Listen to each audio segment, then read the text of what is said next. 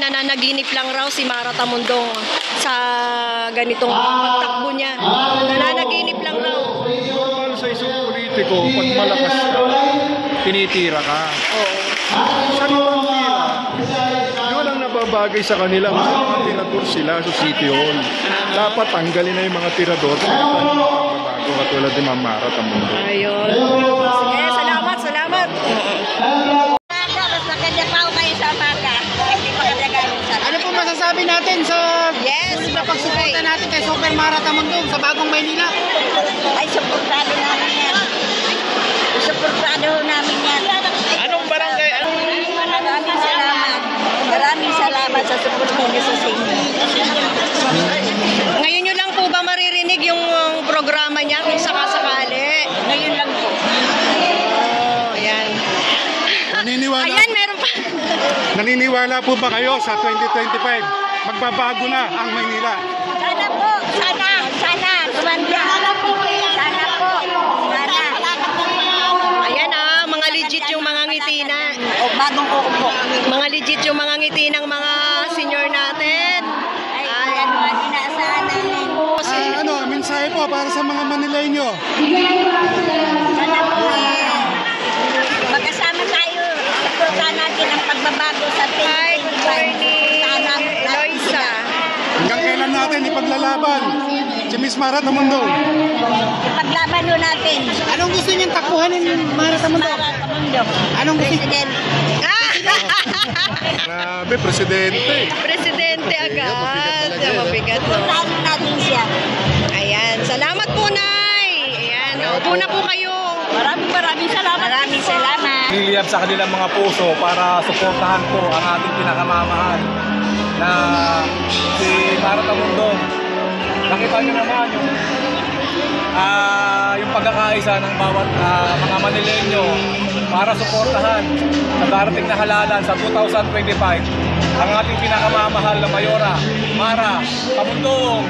Ayan, so anong masasabi niyo, sir? At binabash na to si Ma'am Mara, inaano na to si Ma'am Mara na ano raw, wala raw kay na tumakbo.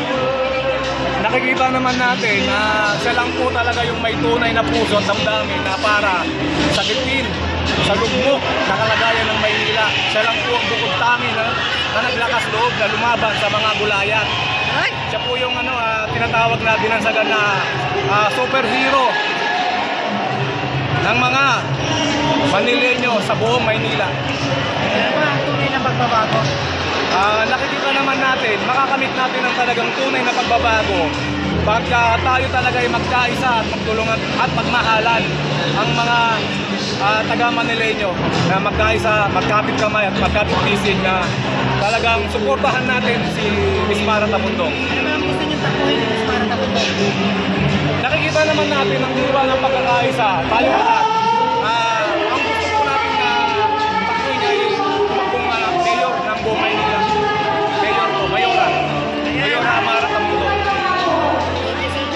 Okay po, welcome po. ayan. Oh. Anong masasabi mo? Ang dami-daming tao. Basta ako, mayor po si Mara. Oh, bakit naman? Siyempre, maganda yung ginagawa niya eh. Nakikita ko na talagang para sa bayan siya. Sa panahon na ba para sa tunay na pagbabago? O siyempre, Ay, grabe, no? Daming siya siguro magpapabago ng Maynila. asa pa raw, asa pa raw. So, anong masasabi mo dito sa nangyari na to? Asa ba Nakikita to? na yung paniguradong pagbabago sa sakali talagang. Sige, mensahe para sa mga Manileño. Sana mag-isip-isip na kayo para magtagumpay ng Maynila. Sir Ariel, ano po masasabi niyo sa naganap na event niyo? Ang dami-dami. It's a very prestige. This is huge. Oo. So, yung response ng mga tao ay nakita na nila kung paano ma-realize nila yung ginagawang sakripisyo ni Ma'am Mara.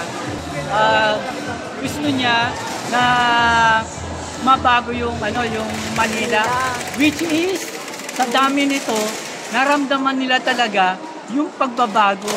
No po, na-feel nila yung Meron pala silang sasandalan. oo, meron silang pag-asa, meron silang yung buhay nila, meron patutunguhan. No po, kaya po Mamara, napatunayan din ni Mamara na she is the beacon of light and hope of Manileños. Yan.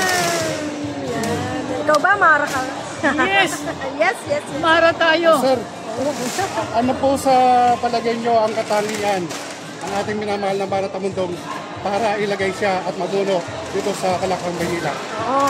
Unang-una na lang, ang leadership niya is, kumbaga, hindi matularan. Kasi andun yung kanyang humility, no po? Yung kanyang principle, yung kanyang trust, no po? Tsaka yung kanyang pagmamahal at pag-care, lalo na sa senior citizen, sa children, sa adult, and sa mga Manileños. No? Kung mabibigyan po ng pag-asa ang ating mahal na Mara Tamundong, mababago ang Manila. No? Magliliwanag ito. Mararamdaman ng pag-asa at ang Manileño, mapipil nila na sila ay maswerteng taga-Manila. So, mensahe mo na lang po sa mga taga-Manileño na makakapanood nito na I hope i-touch na, mo yung... I hope na matouch sila, no po. Kasi hindi lang mapil nila, but the spirit, no po, naroroon, mararamdaman din nila. No? Yung sincerity kasi ni Mamara, tao sa puso niya yon na inihayag sa atin. Kaya po, nararamdaman din natin sa ating puso, no? Sa ating damdamin, lalo na sa espiritu natin, na siya ang karapat-dapat tumayo sa Manila. Yes! Maraming salamat, sir. Thank you very much.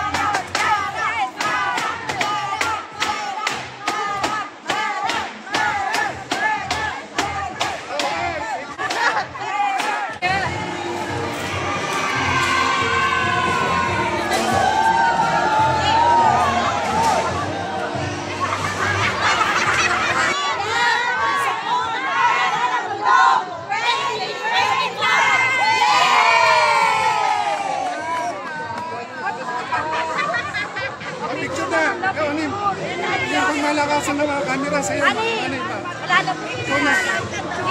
Send mo sa akin, ha? 1, 2, 3! Yan, isa pa! 1, 2, 3! Waki! 1, 2,